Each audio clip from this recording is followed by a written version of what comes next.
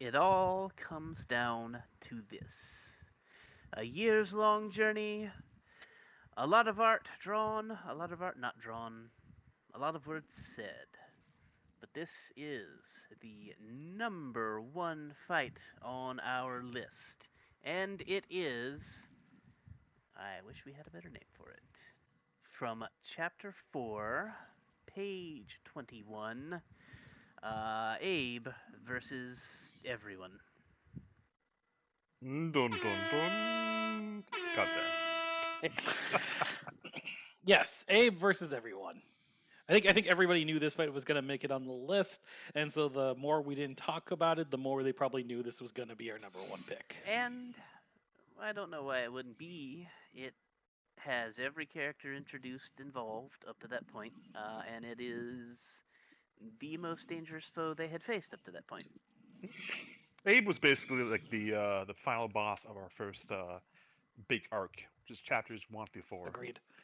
And his defeat, spoiler alert, basically ushers in the next chapter. Yeah, Abe is definitely one of those characters. Once he falls, it feels like we're moving on to a whole next era. And while I think in many ways Chapter 5 kind of serves as the end of the C storyline, this is this definitely feels like we're going on to something very different. There's a lot of little subtle stuff throughout the entirety of this fight. But what really stands out and gives Abe this, there's quite nothing like this where we have, when we say this is everyone versus Abe, we mean this is everyone versus Abe, minus three characters. Everybody does something in this fight. And who are those three, just so people know? Kaleo, Sonia, and Liz are sidelined for this fight. And there's a couple of good reasons for that. One reason is that this very enemy just ate Kalio's arm not that long ago, and so he's He's a little winded. he's Eh, he's a little out of condition, walk it commission off. for the time being. And then I'm not sure why Sonya's not there, other than it's the same reason Liz isn't involved, which is Abe eats magic. That's his whole shtick. You use a magic attack, Abe eats it and makes himself stronger. All the magic users get sidelined. Relton, spoiler alert, does find a little way to get involved later on, but otherwise, they are all sidelined. This means this doesn't also apply just to magical characters. This applies to anyone using magical weapons. Leo's fabrication blade, Zack's caster pistol, all of that stuff is useless against Abe. It only makes him It stronger. probably should have applied to Mikage as well, but at the time that wasn't really ironed out. Well, Mikage is more of a empowering ruse ability. It's not an outwardsly offensive ability. But that's where we're gonna be breaking down stuff that we don't really need to go into.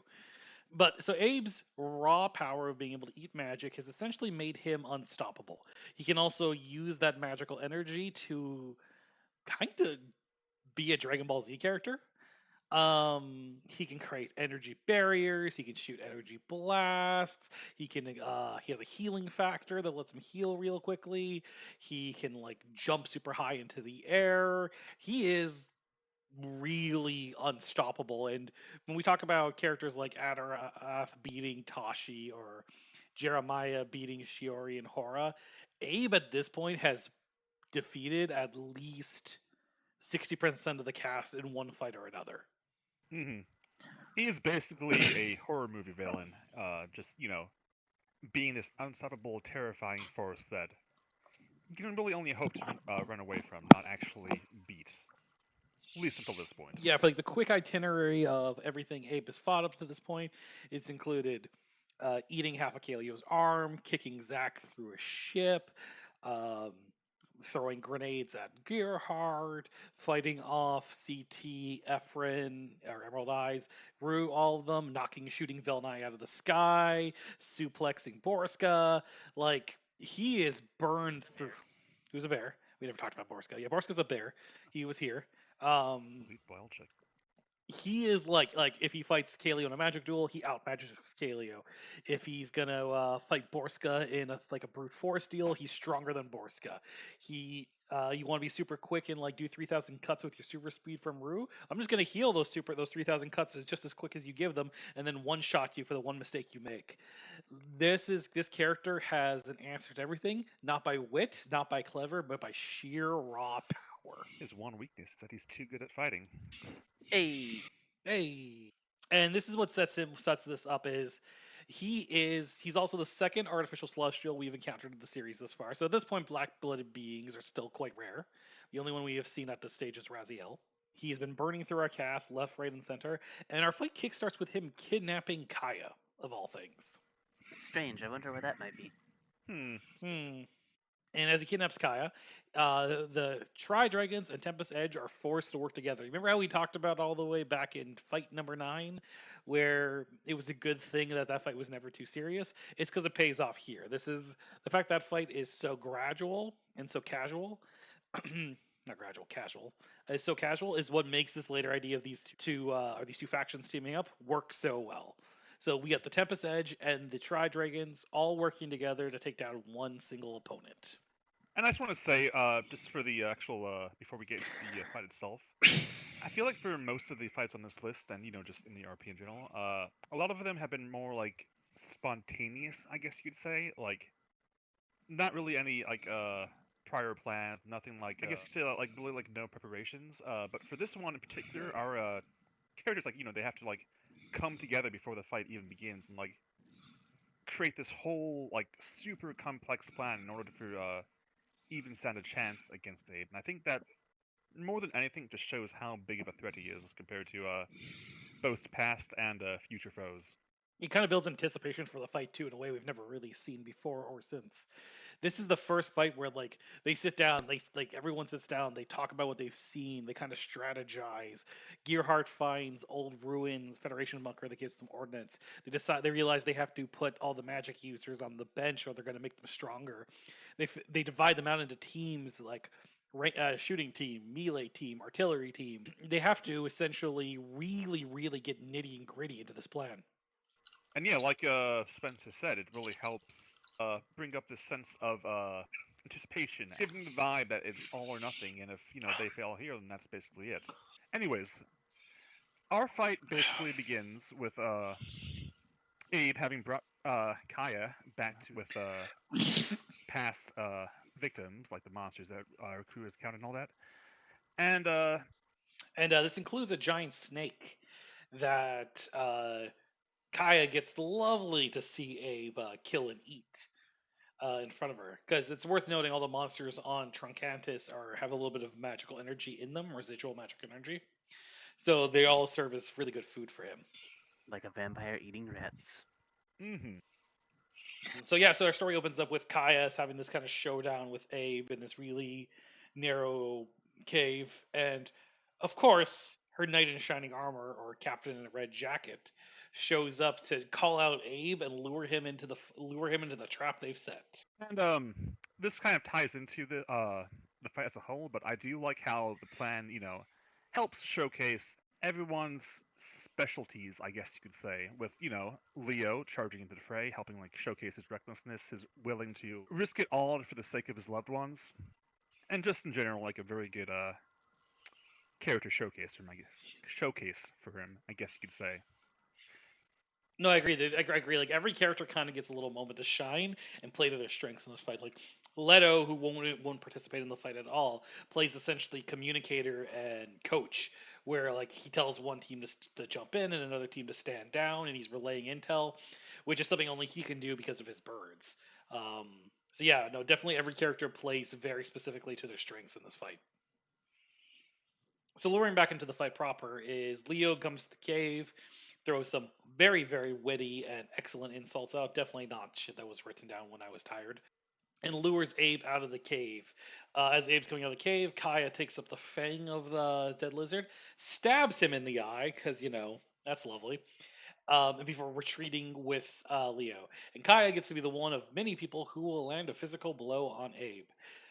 Leo Velnai ends up picking up with Kaya and takes her safely back to the ship because Velnai fills Kaya in on the plan of explaining why she can't participate in the fight due to the fact her main ability is magic, and that's only going to make the situation worse.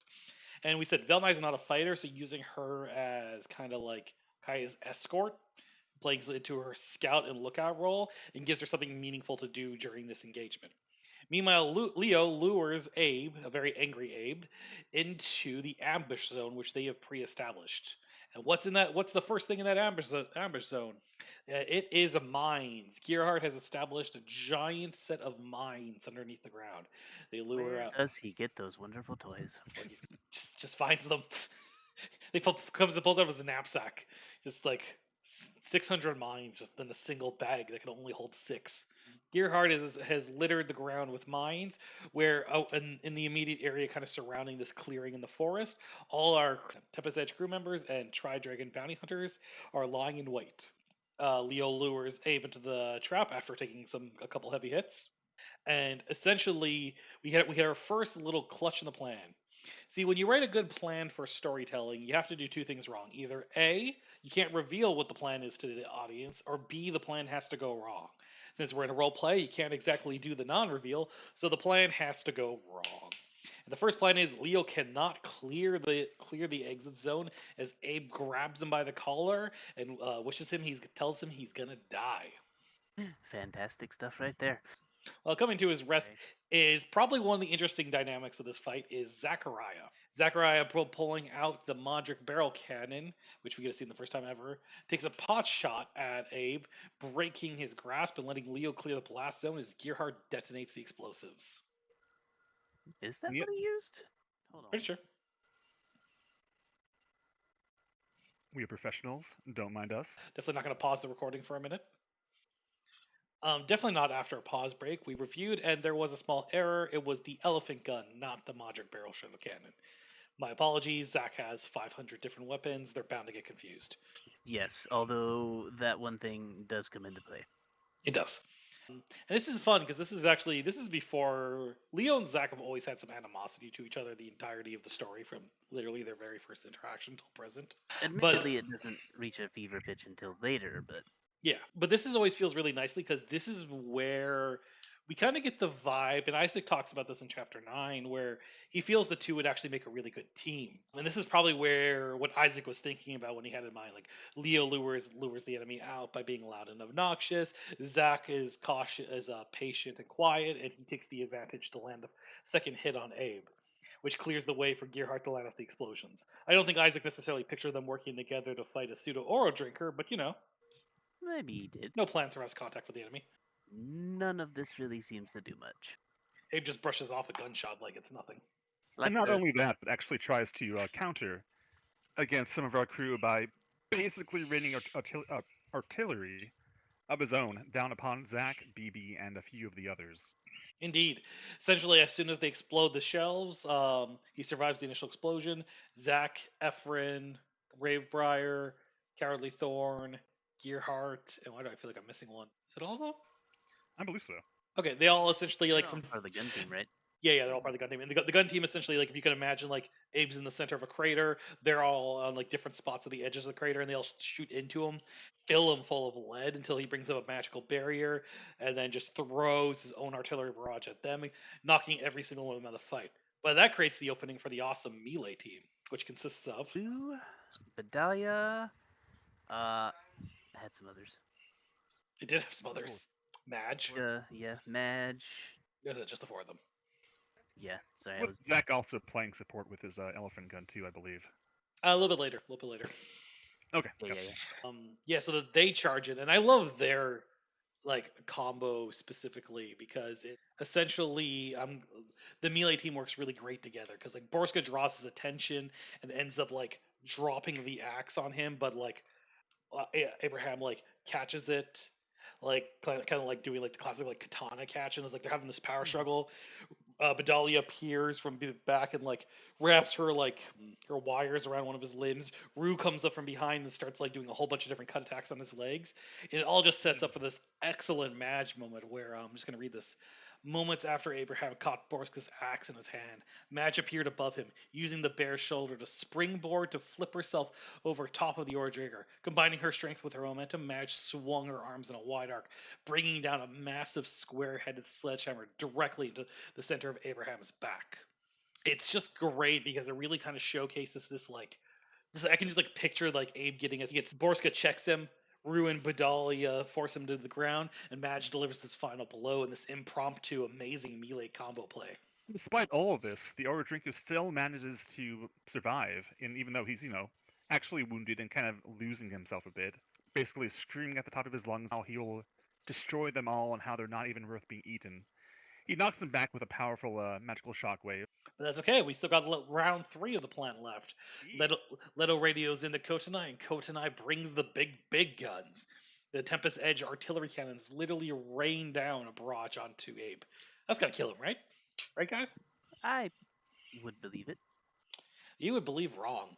Abe manages to bounce back even from that, launching his own artillery barrage of magic missiles right back at the Tempest Edge. And this is where our lovely Relton comes in with the clutch save, making a Mhm. shield of light that essentially like creates like almost a roof above the Tempest Edge. So is like the missiles arc down to get caught on this like golden light barrier, and I can just really imagine like this purple golden energy in this nighttime air over the water, just like shooting lightning and effects everywhere.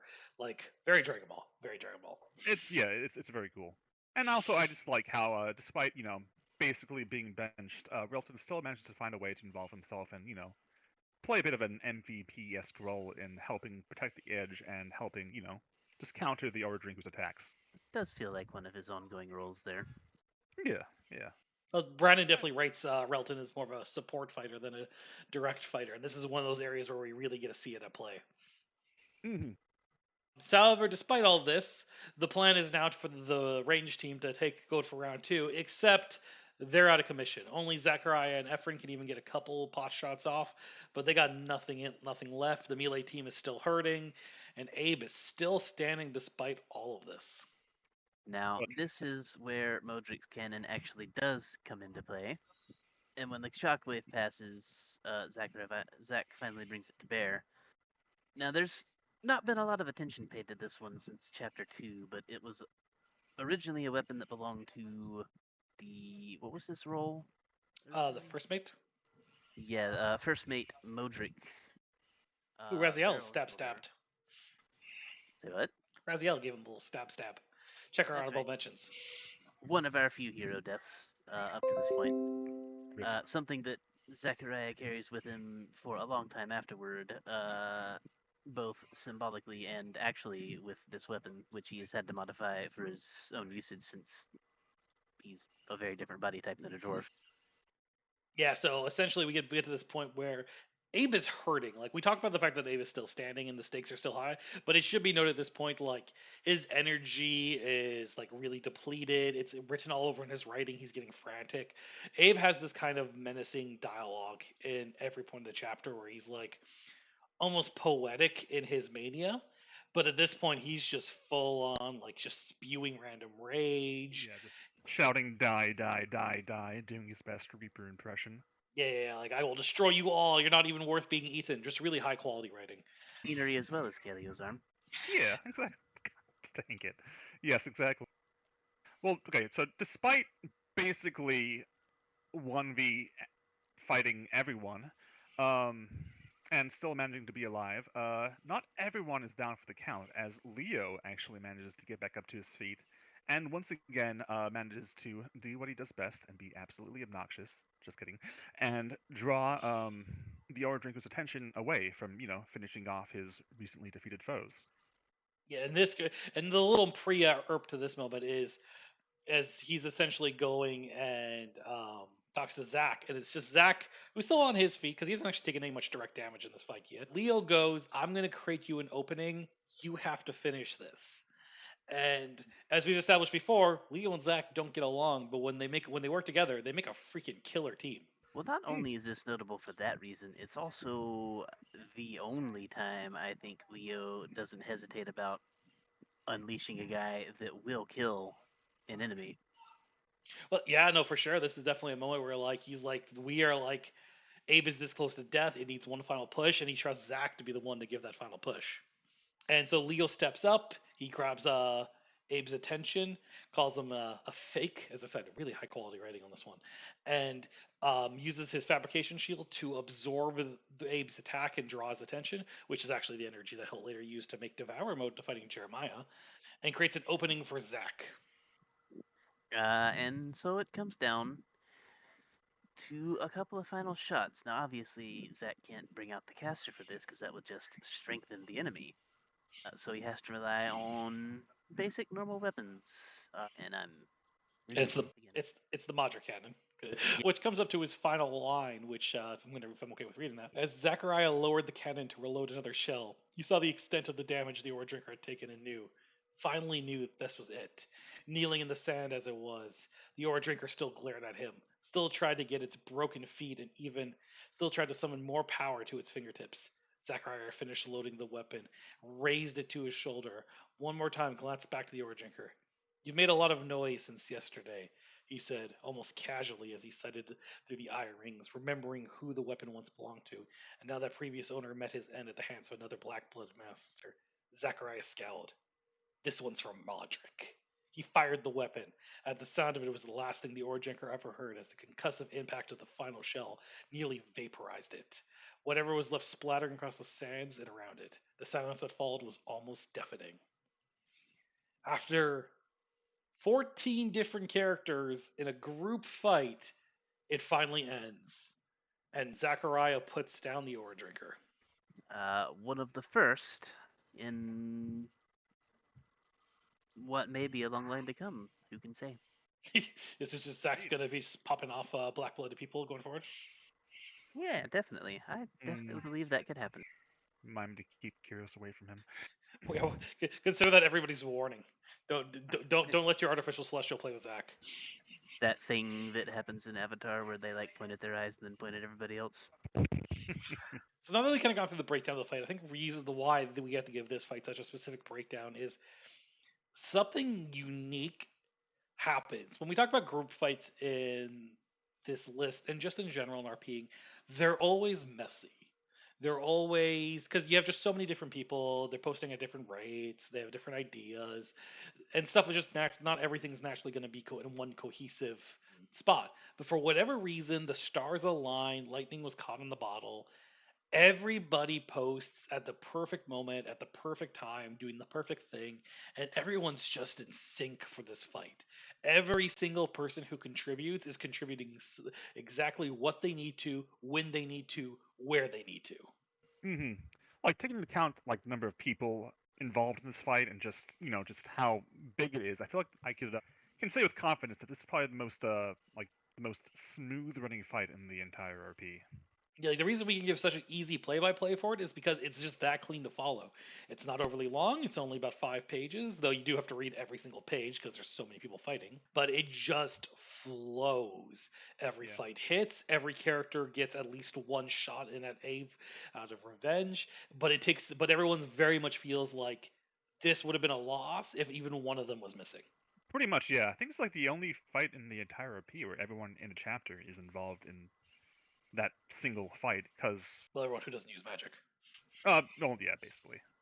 Maybe one day we'll get there with them. Maybe one day. As I said, they are very, very difficult to pull off.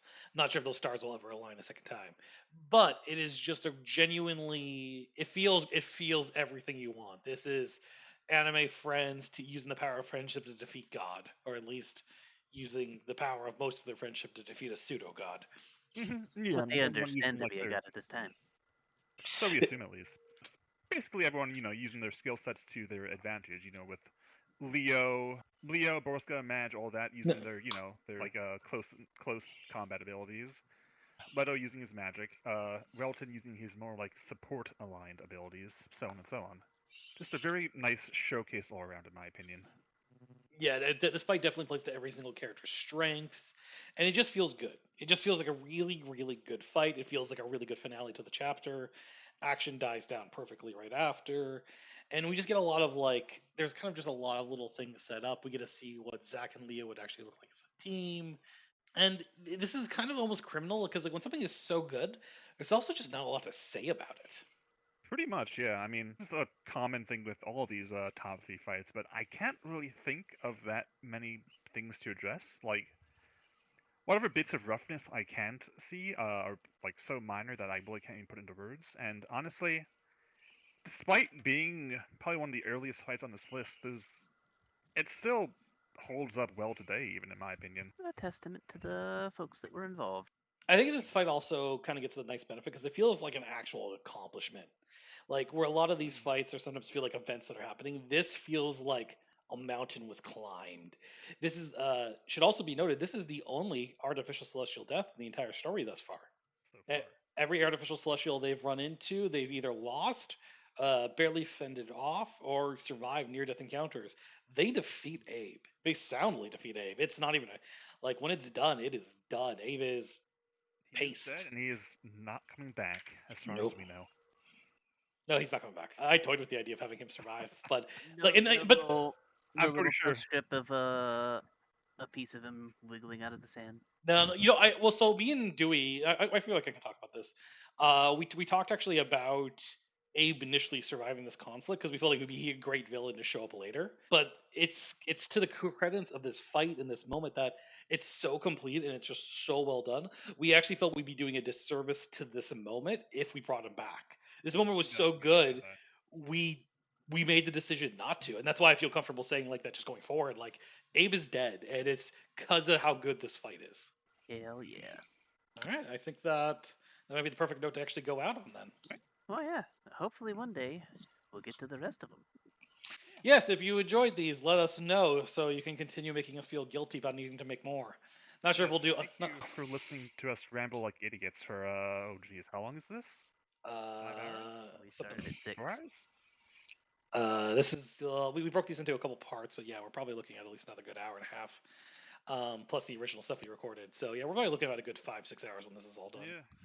Yeah, so I don't know. We'll see how much people like this. Let us know what you think of the format. If you genuinely preferred the more scripted, succinct storytellings of the first 5 fights, you're probably right too. There's a lot more polish on display there. A different kind of rough.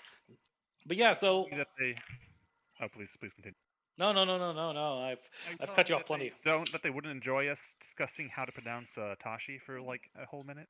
Oh, Pausing to figure out what exactly gun Zachariah used in a super specific scene as all three of us have to scramble to do research. These details are very important. I feel this is why like 100%. professional podcasts have like a fact checker behind the scenes doing all this for them. Yeah, but who could we trust with that between the three of us? I Or don't know. anybody else?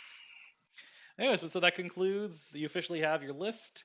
For anyone who's upset about wants to know about chapters 8 and 9, don't hold your breath. Stay tuned.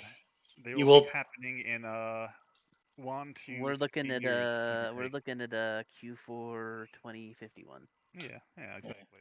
you'll turn blue if you Anyways, hold your breath. Seriously, don't do that. make sure to smash that like and subscribe button if you did enjoy this. Thank And you. this, Please and check out some of our merch. before we go, one final message from our sponsor, Raid Shadow Legends. Ah! Uh, Good night. good night or good day.